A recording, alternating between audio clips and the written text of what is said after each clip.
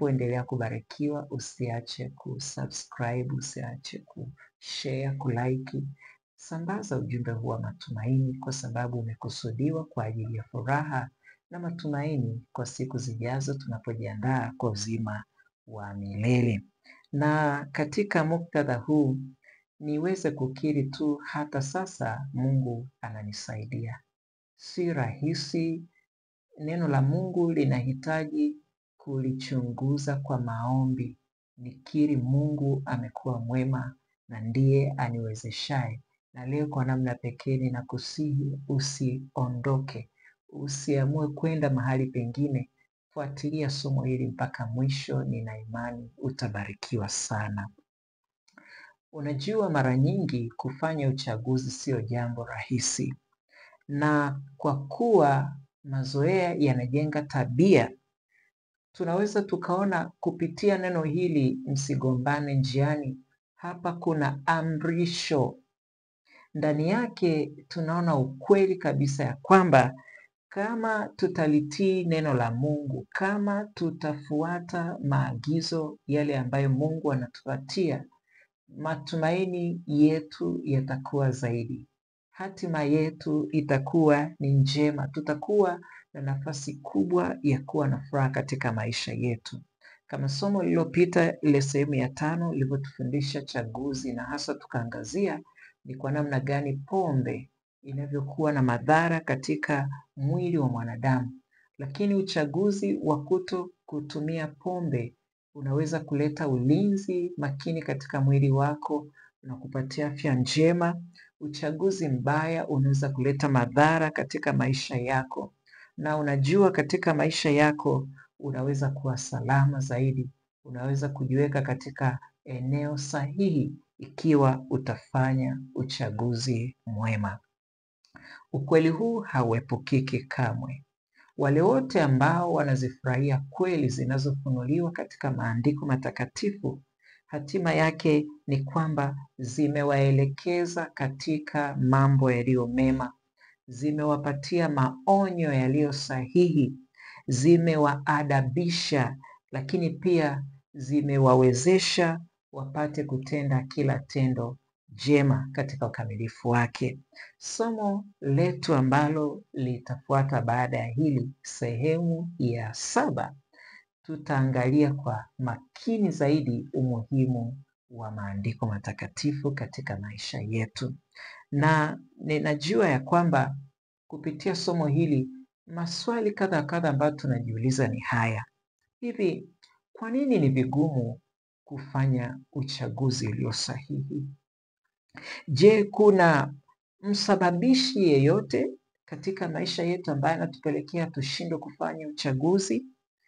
Kwa nini suala la kugombana tuzungumze kwa kina kiasi hiki? Kwa nini Mungu ana jambo gani katika maisha yetu akituambia tusigombane katika maisha haya? Biblia, neno la Mungu, linatupeleka moja kwa moja katika kitabu kile cha Mwanzo, na tutaangazia sura 3 za Mwanzo na sura ya 4. Tutaangalia tu kwa ufupi katika somo hili ama kwa muhtasari, na tutaona kile Mungu anachotaka tupate kuelewa zaidi. Hapa ndipo tunapopata mianzo ya maisha ya mwanadamu. Na in fact, ukitaka kuelewa zaidi juu ya mwanzo wa maisha ya mwanadamu ama ulimwengu huu ulianza kwa namna ipi, usitafute chanzo kingine chochote kile cha maarifa. Nenda moja kwa moja katika neno la Mungu na Biblia itakuweka wazi. Hapa ndipo utakapokutana na kweli zitakazo kuangazia akili zako, zitakupatia nuru iliyo safi. Utapata kumjua Bwana Mungu wako. Biblia inatupeleka katika kitabu cha Mwanzo sura ya 1 na ya 2, kabla ya kuingia dhambi duniani, na tunaona namna ambavyo maandiko yanatubainishia kila kitu kilikuwa ni chema sana. Kila kitu kilikuwa katika ukamilifu. Kitabu cha Mwanzo sura ile ya 1 na ile aya 31, maandiko matakatifu yanasema, Mungu akaona kila kitu alichokifanya, na tazama ni chema sana. ikawa jioni, ikawa asubuhi siku ya 6. Hii ilikuwa ni kauli muhimu sana katika kuhitimisha uumbaji uliofanyika kwa siku 6. 6 literal creation days. Uumbaji uliofanyika kwa siku 6 halisi. Baada ya Mungu kukamilisha uumbaji huu siku ya 6, anatamka maneno haya ya kwamba uumbaji wake ulikuwa ni mwema. Kila alichokifanya kilikuwa ni chema. Siku hiyo ikapita, na unajua siku iliyofuata ilikuwa ni siku ya 7. Mungu hakufanya uumbaji, bali alifanya mambo matatu tu. Siku hii ya 7 alipumzika, ama alistarehe, ama tunaweza tukasema ilikuwa ni siku ya kupumzika, siku ya raha, siku ambayo hakujihusisha tena na kazi yoyote ya uumbaji, kwa sababu amekwisha kukamilisha uumbaji, bali kwa kuwa jambo la kwanza alipumzika, jambo la pili akaibariki siku hii ya 7, na jambo la tatu akaitakasa. Haya ndiyo mambo matatu ambayo aliyafanya katika siku hii ya 7. Na kulingana na maelezo ya kina katika muhtasari huu, sura ya kwanza imefafanuliwa zaidi katika sura ile ya pili. Sura ya kwanza imetamka kwa mfululizo kwa kila siku nini Mungu alikifanya, lakini sura ya pili inatamka kwa kina kwa kila siku Mungu alikiumba hicho kitu alichokiumba kwa siku hiyo kwa namna ipi. Sura ya 3 basi, hapa ndipo inatupatia kisa kingine tofauti kabisa.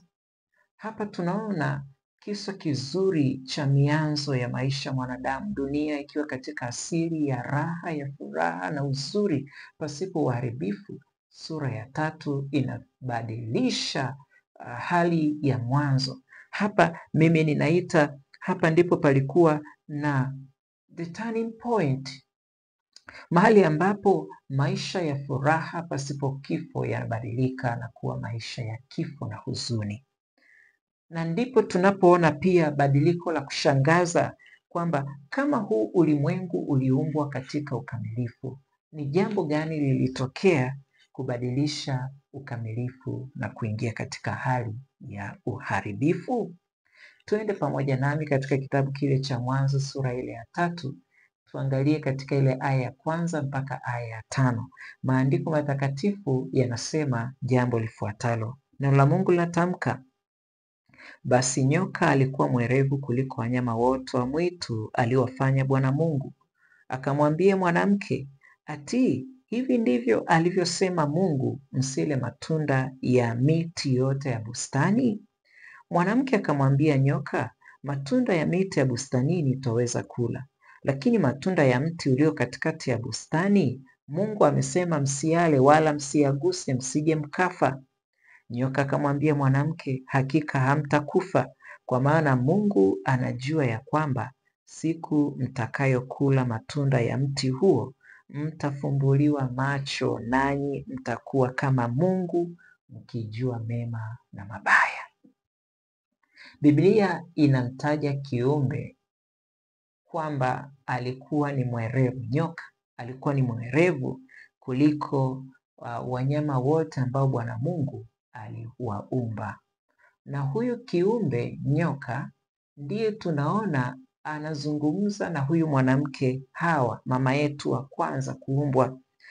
Lakini swali ambalo unaweza ukajiuliza, inawezekanaje nyoka kuzungumza? Na unajua tunapofika hapa, ninapenda niende hatua kwa hatua. Ninakusihi tuende kwa utulivu na ukaribu zaidi, tupate kuelewa kile ambacho Mungu amezungumza kwa namna fulani ya kimfano, lakini ndani yake kuna ujumbe mzito sana. Utabaini ya kwamba Biblia imeandikwa kwa muundo tofauti tofauti. Kuna mahali ambapo utakutana na ushairi, kuna mahali ambapo utakutana na tunasema na mifano na kadhalika. Hayo mambo tutaendelea kuangalia katika somo linalofuata, vile ambavyo Biblia iliandikwa kwa namna mbalimbali. Lakini unaweza ukaona matumizi ya neno nyoka hapa Unaposoma mafungu haya utabaini ya kwamba nyoka anatumika tu kama kielelezo fulani. Ndani ya hili jina nyoka kuna kitu fulani ambacho tunatamani tuendelee kutafakari kupitia maandiko matakatifu, na unajua Mungu ametuachia haya tupate kuyaelewa. Na hebu tuchunguze katika ile fungu letu la kwanza, kitabu cha Isaya sura ile ya 14 aya ya 12 hadi ya 14. Hapa pia na Isaya naye anatumia lugha kama hii iliyotumika na mwandishi wa kitabu cha Mwanzo. Anatumia lugha ya wafalme akielezea kile anachowasilisha. Hebu tusome tusikie. Fungu la 12 linaanza kwa kusema, jinsi ulivyoanguka kutoka mbinguni, ewe nyota ya alfajiri, mwana wa asubuhi, jinsi ulivyokatwa kabisa, ewe uliyewaangusha mataifa. Nawe ulisema moyoni mwako, nitapanda mpaka mbinguni, nitakiinua kiti changu juu kuliko nyota za Mungu, nami nitaketi juu ya mlima wa mkutano katika pande za mwisho za kaskazini. Na fungu la 14 anasema, nitapaa kupita vimo vya mawingu, nitafanana na yeye aliye juu. Masomo yanayofuata yatatusaidia kuchimba zaidi kujua habari za Babeli, kwamba ni nini, chanzo chake ni kipi. Lakini leo ninatamani tuangalie tu kidogo hiki ambacho nabii Isaya anakiandika hapa, akitabiri juu ya anguko la mfalme wa Babeli. Kwa ufupi, tunaona ya kwamba kile kilichokuwa kikiwakabili wafalme wa Babeli ni suala ama ni tatizo ambalo lilikuwa la kutaka ukuu. Na ile aya ya 14 kama ambavyo nimesoma, anasema anataka afanane na yeye aliye juu. Aliye juu si mwingine bali ni Mungu, muumbaji wa mbingu na nchi.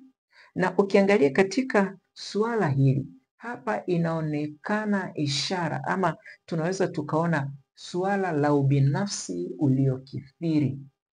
Sambamba na Isaya yuko nabii mwingine anaitwa Ezekiel katika sura yake ya Ezekiel sura 25, naye anatamka habari ya mfalme wa Tiro. Hayo yote tutaangalia wakati mwingine. Hapa pia katika maelezo ya nabii Ezekiel anahusianisha kiburi ambacho kinagusa mambo ya mbinguni na pia na mfalme wa nchi. Kwa nini Ezekiel kama ambavyo nabii Isaya wanatumia muktadha huu, wanatumia vielelezo hivi kuwakilisha jambo la msingi sana ambalo leo tunaliangalia? Maelezo yote kama tulivyoyaona kwa nabii Isaya na nabii Ezekiel yanapita hadhi ya kibinadamu. Maelezo yanayotamkwa juu ya wafalme hawa ni zaidi ya mfalme yoyote wa hapa duniani, kwa sababu uhusika ama hadhi inavyotamkwa, lugha inayotumika hapa inaenda mbali zaidi na inatupeleka kupata picha nyingine ya kiumbe anayezungumzwa hapa ambaye yupo karibu na Mungu. Na kulingana na Ezekiel sura ile ya 28, mhusika anayetajwa hapa anatajwa katika sifa zifuatazo.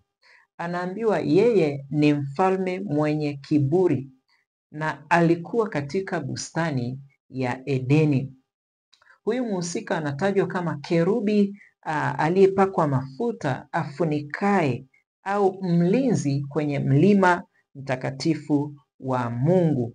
Ukifuatilia katika sura hiyo ya Ezekiel 28 aya 12 hadi ya 18 unakutana na vidokezo hivi. Lakini bado kidokezo kingine ni kwamba huyu mhusika anaambiwa kwamba alikuwa mkamilifu tangu siku alipoumbwa hadi dhambi ilipoonekana ndani yake, na ambaye Mungu alimtupa nje na ambaye hatimaye ataangamizwa kwa moto. Hivi Isaya sura ile ya 14 na ile aya ya 12 inaweza kweli kuwa ikizungumzia juu ya mfalme ambaye amekuwa akitawala hapa duniani. Inaposema juu ya mfalme wa Babeli, kweli inamaanisha katika muktadha huu?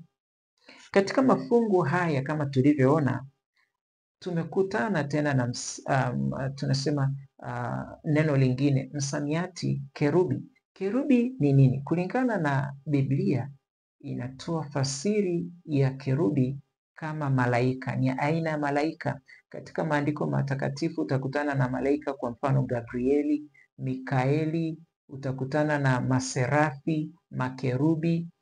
Kuna malaika wa namna mbalimbali wanatajwa katika Biblia na wote wapo kwa mpangilio wao. Sasa huyu malaika ambaye anatajwa kama kerubi afunikaye katika kiti cha rehema cha Mungu ni malaika wa namna gani? Yako mafungu mengi, lakini ninapenda tu nitumie fungu hili moja katika kitabu cha Kutoka 25 na ile aya 20.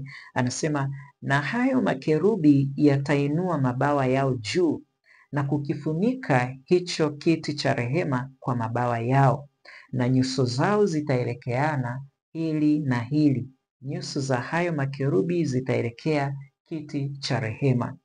Kwa hiyo huyu kerubi anayetajwa katika kitabu cha Ezekieli ndiye katika muktadha huu ni aina ya malaika ambao wanakifunika kile kiti cha rehema cha Mungu kwa mabawa yao. Nyuso zao zinaelekeana. Na ukiona katika maelezo haya kwa kutafakari zaidi, ni maelezo ambayo kama yatatumiwa kumwakilisha mwanadamu huyu ambaye ana asili ya kufa, wanadamu kama sisi, unaweza ukaona kabisa ya kwamba haina muktadha huo. Hapa imetumika tu picha ya kuelezea kitu kingine kabisa, na inakosa maana zaidi ya kuwakilisha uhusika wa mwanadamu. Lakini kitabu cha Ufunuo sura ile ya 12 aya ya 7 mpaka ya 9, hapa tena zaidi anaweza kutupatia jawabu la kina zaidi kuliko alivyosema Isaya na Ezekieli.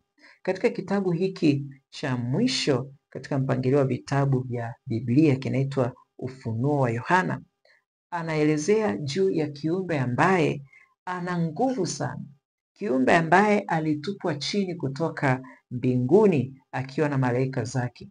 Katika ile aya ya 9 anaitwa Shetani au danganyaye ulimwengu wote. Huyu sasa ndiye basi tunapata jawabu, ndiye aliyemdanganya Hawa katika bustani ya Edeni, kama ambavyo tumejifunza kwenye kile kitabu cha Mwanzo sura ile ya 3. Inahitaji umakini mkubwa sana kuweza kumbaini.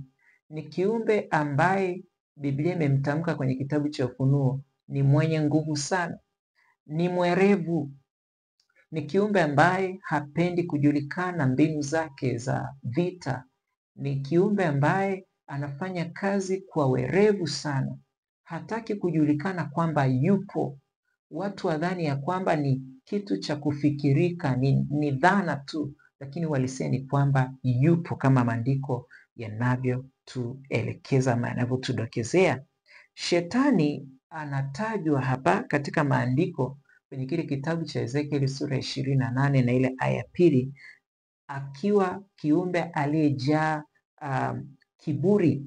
Anasema, nawe umesema mimi ni Mungu, nami nimeketi katika kiti cha Mungu kati ya bahari, lakini mwanadamu wala si Mungu. Kifo chake hapa kinathibitishwa kuwa yeye siyo Mungu. Kifo chake kitakavyokuwa kinathibitisha kwamba yeye siyo Mungu.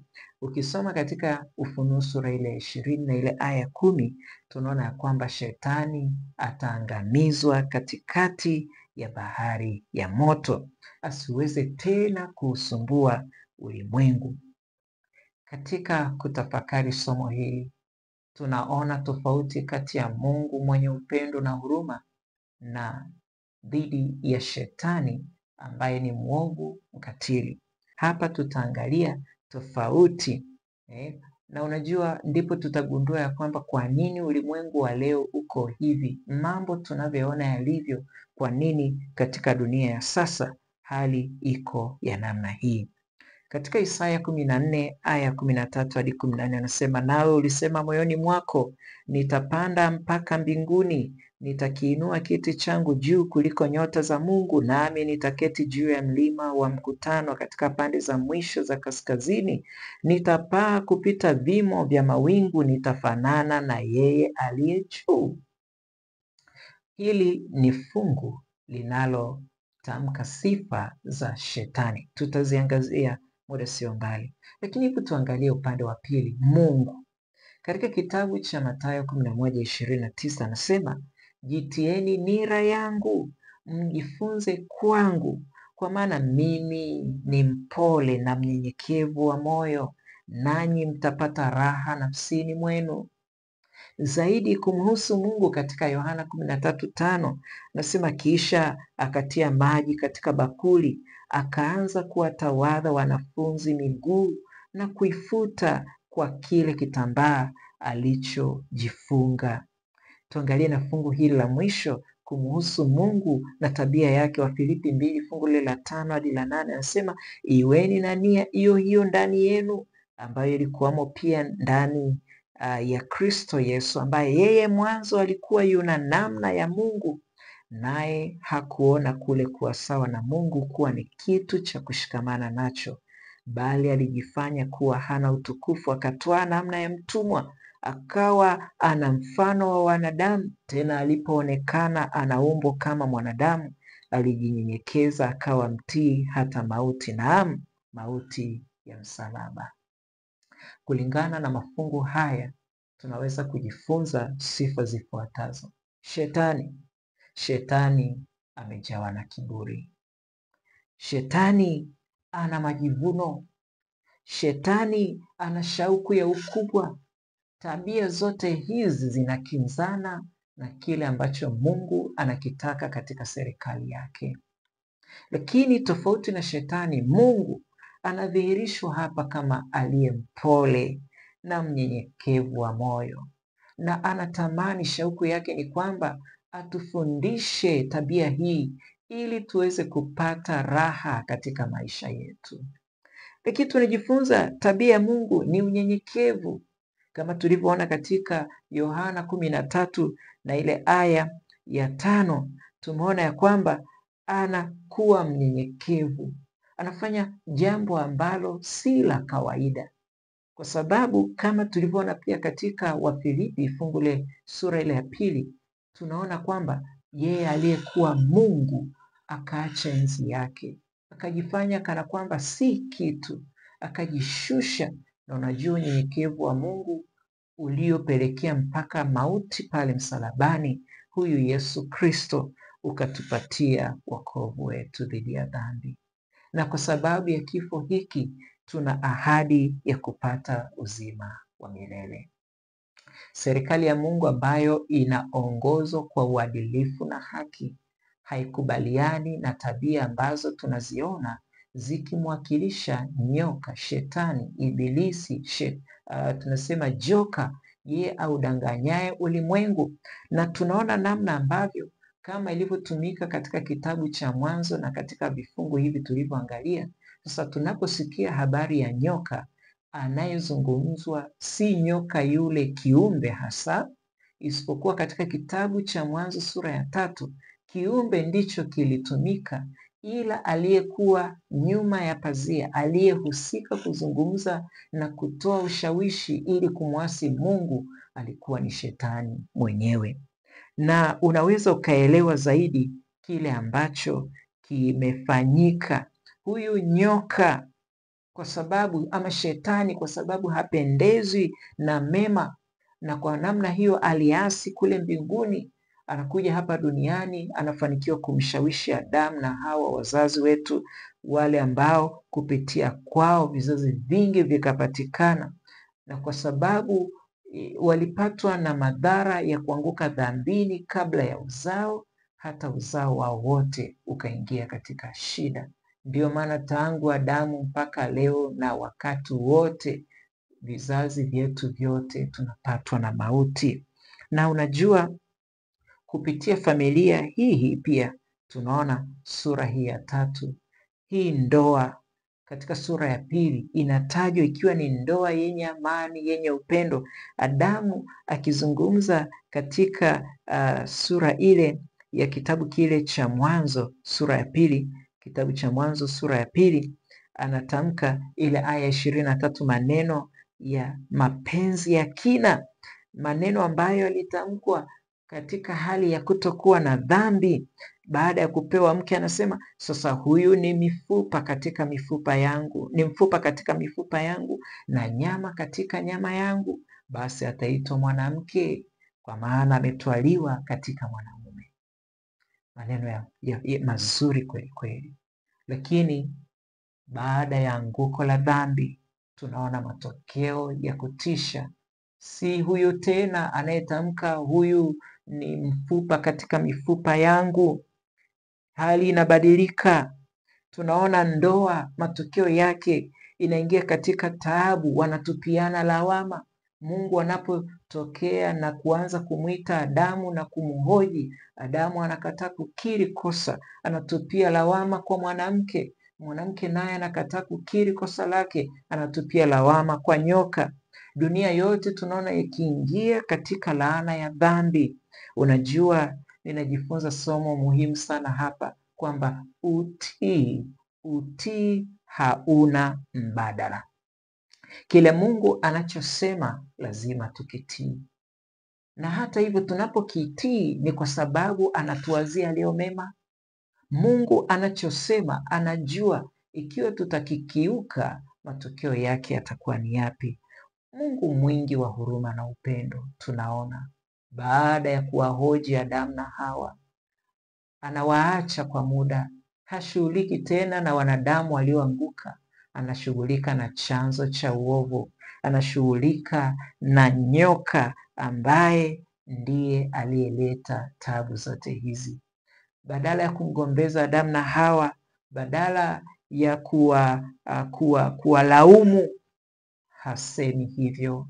Mungu tunamuona hatendi kwa ugomvi, kwa sababu sio tabia yake Mungu. Badala yake anashughulika na shetani, na ndipo hapa baada ya kuzungumza na shetani na kutamka laana kwa shetani na kutamka ahadi fulani ya pekee ambayo tutaiangazia muda sio mbali, ndipo anawarejea tena Adamu na Hawa. Alitamka katika kitabu cha Mwanzo sura ya pili aya 16 na 17 ya kwamba matunda ya mti wa bustanini unaoitwa ulioko katika bustani katikati unaitwa mti wa ujuzi wa mema na mabaya, msiale, mtakapokula mtakufa hakika. Walipokiuka sheria hii, Mungu anadhihirisha uadilifu wa sheria yake, haki ya sheria yake. Na ninapenda habari njema inatamkwa kwa mwanadamu aliyeanguka, aliyeasi, mwanadamu ambaye hana matumaini, mwanadamu ambaye mwanzoni alikuwa amevikwa vazi la utukufu, akawa amesitirika na wala hakuona yuko uchi. Sasa dhambi imeingia na utukufu wa Mungu umetoweka, yuko uchi, ana aibu, ana hatia. Mungu hashughuliki bado na mwanadamu, anashughulikia uovu kwanza.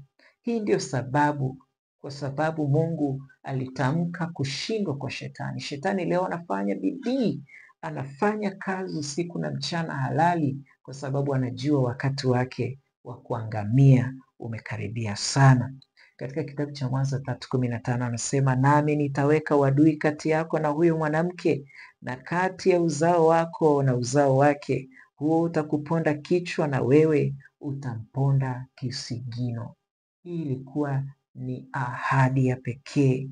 Ushindi wetu ni wa hakika, hata kabla laana haijatamkwa, hata kabla matokeo ya uchaguzi wetu mbaya hayajatamkwa kwetu. Mungu anatamka ahadi ya ushindi. Adui anatamkiwa kushindwa, na sisi ingawa tumemtenda Mungu dhambi, tumefanya uchaguzi mbaya, tunapewa ahadi ya ushindi. Na unajua, ikiwa tutafanya uchaguzi ulio mwema, tutashinda pamoja na Mungu wetu kama alivyomshinda shetani. Ni nani aliyepewa ahadi ya ushindi? Kama ukisema ni mwanamke, uko sahihi. Mwanamke ambaye tutaangalia katika maandiko matakatifu anawakilisha nini. Pia Mungu anatumia vielelezo mbalimbali kuwasilisha ujumbe wake kwetu. Tutafakari zaidi juu ya swala hili. Unajua wewe ni mshindi. Kamwe hutaweza kushindwa ikiwa utamtumaini huyu Mungu aliyetamka ushindi huu. Na unajua hapa ndipo tunapoona, kama ambavyo tutajifunza zaidi, mianzo ama dhihirisho la neema ya Mungu inayofunuliwa kwa mwanadamu aliyeanguka dhambini, mwanadamu asiyestahili. Alistahili afe, lakini hafi papo hapo. Alistahili apate mabaya, lakini Mungu haanzi hivyo. Anatamka kwanza rehema, anatamka tumaini katika maisha yake. Inategemea uchaguzi gani utaufanya, ni wapi utachagua kuwepo. Kama utachagua upande wa wema, wewe utakuwa pamoja na Mungu na wewe utakuwa ni wa Mungu. Lakini kama utachagua upande wa uovu, wewe utakuwa wa Shetani. Fanya uchaguzi. Somo lililopita litupatia misemo ya pekee kwamba uchaguzi wako ndio hatima yako, na kwamba ukichagua mema utapata mema. Inashangaza ni kwa namna gani Mungu ameweka uzima na mauti mbele yetu. Kama nikichagua uzima nitaishi, nikichagua mauti nitaangamia, nitakufa. Chagua, ninakushauri, chagua uzima upate kuishi. Maandiko matakatifu katika kitabu cha Mwanzo sura ya 3, ya 4 yanaendelea kutudhihirishia matokeo mabaya zaidi ya dhambi. Tunamwona Adamu na Hawa wanaingia katika shida, wanaishi katika ulimwengu mwingine ambao ni ardhi iliyolaaniwa, wanafukuzwa kutoka Edeni. Mungu alifanya hivi kwa huzuni, lakini alikuwa ana upendo. Kwa nini? Kwa sababu kama angali waacha Adamu na Hawa waishi katika bustani ile, wakale tena kutoka katika mti wa uzima, hawa wanadamu wasingekufa, wangeishi wakati wote. Lakini vipi kuishi katika hali ya dhambi? Kama wangeugua, wangedumu kuugua, maisha angekuwaje? Dunia hii isingekuwa na tumaini lolote. Shetani angefanya anavyopenda, angetawala, angemtumikisha mwanadamu kwa namna yoyote, jambo ambalo Mungu hapendezi nalo. Mungu anapenda viumbe vyake. Mungu aliona uumbaji aliofanya ni kwamba upo katika wema, kila kitu alichokifanya ni chema, na hivyo Mungu akaamua kuingilia kati. Mungu akaona ni afadhali awafukuze watoke bustanini. Ni aheri wakaishi tu hayo maisha waliochagua, ingawaji nimewapatia tumaini ya kwamba kuna ushindi mbele yao. Yuko mkombozi atakuja, atawakomboa kutoka katika laana na mauti ya dhambi. Makazi yetu hapa duniani yangekuwa ni ya namna gani kama Mungu asingemuondoa mwanadamu katika bustani ya Edeni? Na unajua hii ndio sababu Mungu akawa ameingilia kati. Mungu hapendi mwanadamu apotee, angamie. Hilo ndilo shauku yake. Tunapoendelea kutazama zaidi neno la Mungu, baada ya kile alichokisema katika aya ya 15, kutangaza uadui kati ya uzao wa nyoka na uzao wa mwanamke, ndipo anaanza kutamka yafuatayo.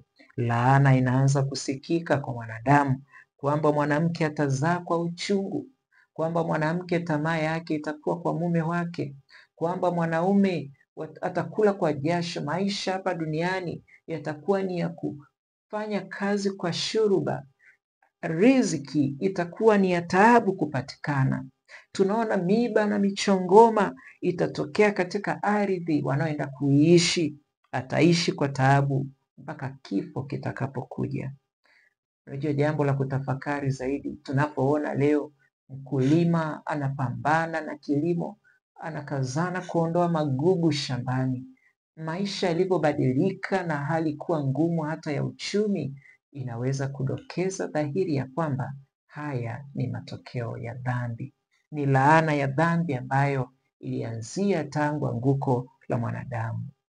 Maskini wanandoa hawa wawili wanafukuzwa, walikuwa wako uchi, na Mungu kwa upendo wake anaingilia kati Wale wasiojua namna ya kuvaa, anawafundisha namna ya kuvaa. Anamchinja mwanakondoo ambaye alikuwa kielelezo, ishara ya mwanakondoo wa Mungu.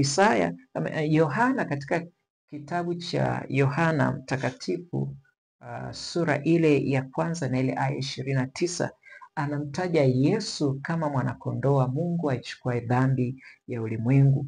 Yule mwanakondoo aliyechinjwa pale katika bustani ya Edeni na ngozi yake wakavikwa Adamu na Hawa, walioneshwa juu ya mkombozi ambaye kwa siku za usoni angekuja na kuwakomboa kutoka dhambini. Mpendwa mtazamaji, Adamu na Hawa wakavikwa ngozi ya mnyama, wakaanza kupata uzao. Sura ile ya 4 inatuonesha namna ambavyo wakaanza kupata uzao. Adamu akamjua mkewe, akamzaa Kaini na kisha akamzaa na Habili. Tunaona katika familia hii wivu ukawa umeonekana kati yao, watoto kwa watoto. Kaini akamwonea wivu ndugu yake Habili. Tunaona hasira na ghadhabu. Kaini anamwonea hasira Habili kwa sababu sadaka yake inakataliwa na ya Habili inakubalika. Anapanga njama. Tunaona ugomvi katika familia hii ya Adamu na Hawa, na mwisho wake ni mauaji. Kaini anamuua Habili. Haya yote ni matokeo ya dhambi. Unajua, shetani ndiye chanzo cha hivi vyote. Yeye tangu mwanzo, maandiko yanatuambia hakuipenda kweli. Anaposema uongo, anasema kwa sababu kweli haimo ndani yake. Ndiye aliyewashawishi hata ndugu za Yusufu, kama tulivyojifunza hapo awali, wapate kumwangamiza Yusufu. Kwa sababu Yusufu aliambatana na Mungu, Mungu aliingilia kati akamlinda mtumishi wake Yusufu. Ndio maana Yusufu anawapatia amri hii, anawaambia msigombane njiani. Unajua, shetani atakuvuruga maisha yako ikiwa utampatia nafasi yoyote, hata kama ni kidogo. Na katika maandiko matakatifu, kitabu cha Yohana sura ya 10 na ile aya 10, anafunua mambo makuu matatu, kazi kuu tatu muhimu ambazo shetani anashughulika nazo. Neno la Mungu linasema, mwivi haji ila aibe na kuchinja na kuharibu. Kazi tatu. Shetani ni mwizi, anaiba amani kutoka katika familia zetu. Hataki tuweze kuwa na upendo katika ndoa zetu. Shetani ni mwizi kwa kila jambo maishani, hataki uweze kuwa na utulivu, hataki uweze kuwa na amani. Shetani tunamwona ni mharibifu katika kazi zote za Mungu. Shetani kama tulivyoona tangu mwanzo, amekusudia kuondoa taswira ya Mungu katika akili ya mwanadamu. Anataka kubrainwash, na ndio maana anamwambia mwanamke, Mungu anajua mtafanana na yeye, na wakati Mungu hakuwatamkia hivyo. Tayari hata katika uumbaji kauli inatamkwa kwenye Mwanzo 1:26-27, tumfanye mtu kwa sura na kwa mfano wetu. Kwa hiyo mwanadamu aliumbwa akifanana na muumba wake katika namna Mungu alivyomuumba, lakini shetani anataka aondoe taswira hiyo. Hataki mwanadamu katika mawazo yake afikiri ya kwamba Mungu ni upendo na Mungu anayawaza yaliyo mema kwa viumbe wake. Shetani anamchukia Mungu, ana chuki na Mungu, na ndio maana atafanya kila namna apate kuharibu kila kitu. Anaharibu tabia, atafanya kila linalowezekana aweze kuharibu maisha ya viumbe wa Mungu. Atasababisha watu ingie katika uraibu, atasababisha watu wajihusishe katika vitendo mbalimbali vya uhalifu, mauaji, chuki, hasira na vitendo mbalimbali. Anatamani haribu akili za wanadamu, na mwisho wake wanadamu wapate kuangamia pasipo kupata kuokolewa. Kulingana na Yohana 10 fungu la 10, shetani atachinja, shetani ataua, shetani hataki mtu aokolewe, shetani hataki watu wapate uzima wa milele. Hizi ndizo kazi anazozifanya. Hebu fikiria namna ambavyo amewafunga wanadamu katika utumwa wa uraibu mbalimbali. Amewatumbukiza wanadamu katika pombe, amewatumbukiza wanadamu katika uzinifu, uasherati, katika wivu na vitendo vya kuiba, wizi. Vyote hivi anavitumia kama silaha zake ili kuafifisha maisha ya mwanadamu. Utumwa wa dhambi imekuwa ni kamba ya shetani kumfunga mwanadamu asiyemchagua Mungu maishani, ili amchoshe mwanadamu na hatimaye mwanadamu afe katika dhambi asiokolewe. Anatumia utumwa wa dhambi, anaweka wanadamu katika utumwa ili wapate kufa wasiokolewe. Sikiliza, katika ile aya ya Yohana 10 aya ya 10 sehemu ya pili ya lile fungu, baada ya kutamka kazi za shetani za kuharibu, kuchinja na kuiba, Yesu anasema, mimi nalikuja ili wawe na uzima, kisha wawe nao tele. Ninapenda nikwambie mpendwa, katika siku hii ya leo, bado hujakawia, bado una nafasi ya kufanya uchaguzi, bado inawezekana kuwa mshindi katika maisha yako, bado utaokolewa ikiwa utafanya uchaguzi sahihi. Tunapokuwa tukifikia mwisho wa somo hili letu leo, napenda kukusihi uendelee kumtafuta Mungu katika maisha yako. Tutaendelea kujifunza zaidi kwa kina, naendelea kufuatilia masomo haya. Lakini sikiliza pia, unaweza kwenda katika kanisa lolote la Waadventista wa Sabato lililo karibu na wewe hapo ulipo, na hapo utakutana na neno hili hili la matumaini likitolewa bure, na hapo utasikia kile ambacho Mungu anakutaka uweze kukitenda. Sikiliza, nimesema ni kanisa la Waadventista wa Sabato, sio kanisa la Wasabato, kanisa la Waadventista wa Sabato. Nenda hapo na utajifunza kwa kina zaidi kile Mungu anachotaka ukielewe zaidi. Usiache kuendelea kufuatilia, kwa sababu tunapoendelea kuangalia kwa kina, tunaendelea kujifunza kile ambacho Mungu anataka katika maisha yetu. Kabla sijahitimisha somo letu la leo, nikikualika katika somo lijalo, ninakualika tupate kuomba pamoja tena. Mpendwa rafiki yetu, Baba yetu wa mbinguni, Mungu mwema, asante kwa sababu umekuwa nasi tangu mwanzo mpaka mwisho somo hili. Ninakusihi uendelee kutufahamisha kweli zako ndani ya neno lako. Ujumbe huu ulete ushindi katika maisha yetu. Mweke huru binti yako, mwana wako ambaye anateseka, amefungwa na kamba za mashetani. Kwa jina la Yesu ninakusihi Yesu, kwa nguvu ya neno lako hili tulilolitafakari leo, kila anayelisikia, anayelipokea kuwa matumaini katika maisha yake, mfungue katika vifungo, mweke huru. Nimeomba kwa jina la Yesu, amina. Mungu akubariki. Karibu tena wakati mwingine. Ubarikiwe.